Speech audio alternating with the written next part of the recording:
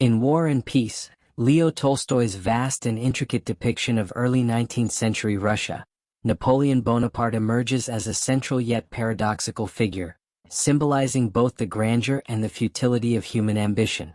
Though Napoleon is not the moral or emotional center of the novel, his presence pervades its historical backdrop and philosophical reflections.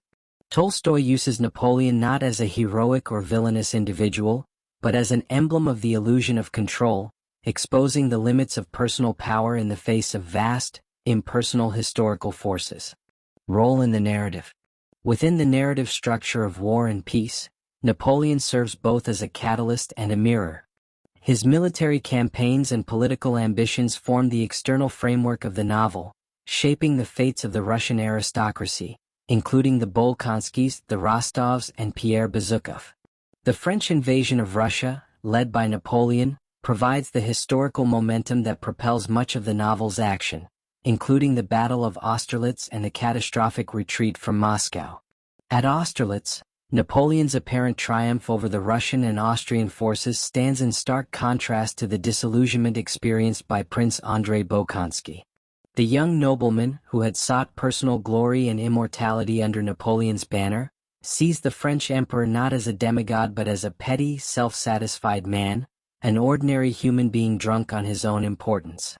This encounter between Andrei's idealism and Napoleon's vanity encapsulates one of Tolstoy's key themes, the dismantling of the myth of greatness. Napoleon also serves as a foil to Pierre Bezukhov, whose philosophical journey parallels the novel's moral and spiritual concerns.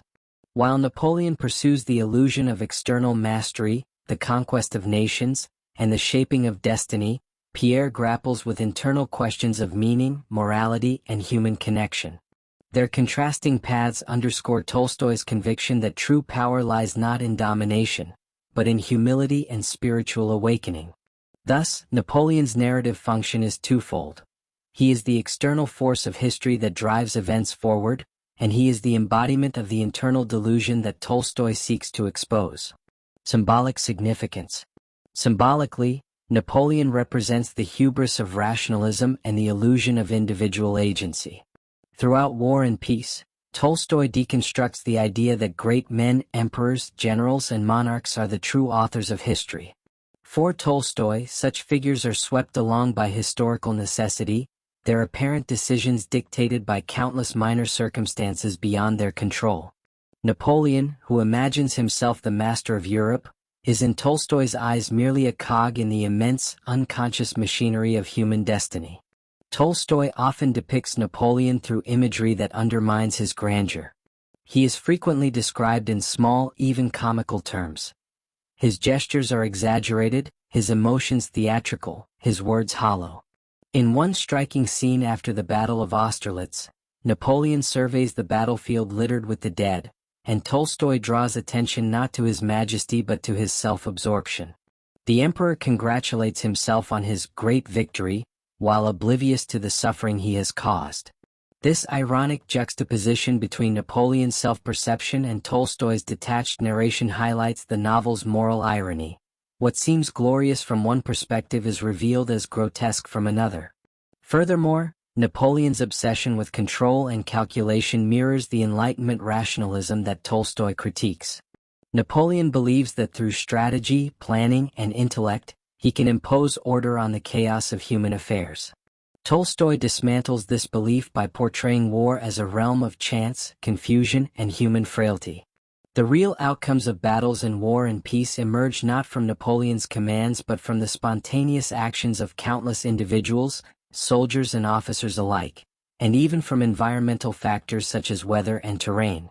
In this sense, Napoleon becomes the symbol of humanity's tragic illusion, the belief that one can command history through sheer will. Broader implications. The broader implications of Tolstoy's portrayal of Napoleon extend far beyond the historical narrative. On one level, Tolstoy's treatment of Napoleon serves as a critique of militarism, hero worship, and the moral blindness that accompanies power. By stripping Napoleon of his legendary aura, Tolstoy urges readers to see the human cost behind the myths of glory. The emperor's conquests, far from demonstrating greatness, reveal the moral emptiness of ambition untempered by compassion. On a deeper level, Napoleon embodies the conflict between appearance and reality that runs throughout War and Peace. The external world, filled with parades, proclamations, and battles, seems to operate according to logic and purpose. Yet Tolstoy reveals that beneath this surface lies a vast, inscrutable process governed not by reason but by chance, instinct, and divine will. Napoleon's tragedy is that he mistakes the appearance of power for its essence. He believes himself the mover of history when in truth, he is its instrument. Finally, Napoleon's presence in War and Peace underscores Tolstoy's faith in the moral and spiritual dimension of human life. Against the emptiness of Napoleon's ambition, Tolstoy sets the quiet heroism of characters like Pierre and André, who seek meaning not in conquest but in self-understanding and love. In this moral contrast, Tolstoy offers a vision of genuine greatness, not in domination, but in humility, forgiveness, and harmony with the eternal laws of existence. Conclusion. In War and Peace, Napoleon Bonaparte stands as both a historical figure and a philosophical symbol. Through his portrayal, Tolstoy dismantles the myth of the great man, exposing the vanity, delusion, and moral blindness that accompany worldly ambition. Napoleon's role in the narrative serves as a counterpoint to Tolstoy's more profound exploration of human meaning. Where Napoleon seeks to impose his will upon the world, Tolstoy's true heroes learn to surrender to the mysterious flow of life. In the end, Napoleon's downfall affirms Tolstoy's central insight that true greatness lies not in power but in moral awakening and the recognition of one's place within the vast, collective movement of humanity.